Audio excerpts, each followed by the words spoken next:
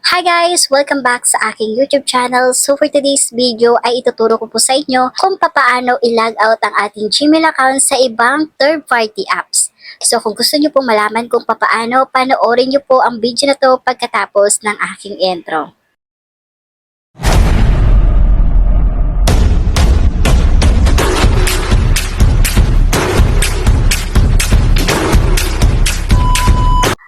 Una guys, ay punta lang kayo sa inyong Gmail app at kapag dito na kayo sa inyong Gmail, itap nyo lang yung profile nyo.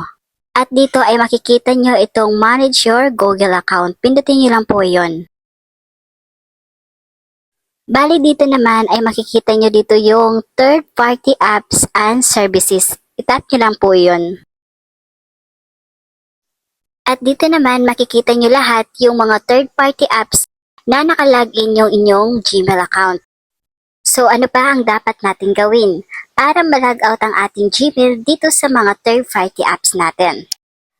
Ang dapat natin gawin ay itap lang natin yung apps kung saan yun yung gusto mong i-log out yung Gmail account ninyo. Halimbawa itong Dailymotion na app. Tap nyo lang po yun at pagkatapos scroll down nyo lang. At makikita nyo dito sa baba yung delete all connection you have with Dailymotion. Itap nyo lang po yun at pagkatapos tap nyo yung confirm. So ayan, na-delete na yung Gmail account mo doon sa apps na yon.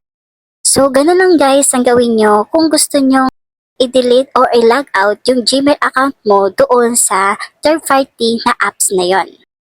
So kung gusto nyo pong i-log out yung Gmail account mo doon sa mga apps na yon, isa-isahin mo lang siyang itap at gayahin mo yung una kong ginawa. At mawawala na yan dyan sa mga listed ng mga third-party apps mo. So ganun lang guys ang gawin nyo kung gusto nyo pong i-log out yung Gmail account mo doon sa mga apps na yon. At para na din hindi makonect yung Gmail mo doon sa apps na yon. Kasi once na makonect yung Gmail mo doon sa apps na yon, pwede nilang ma-access yung Gmail mo. So, ganun lang ang gawin mo para hindi ka na maging konektado doon sa apps na yon. So, ganun lang guys ang gawin nyo kung gusto nyo i-delete or i-log out yung Gmail nyo sa mga apps na yon.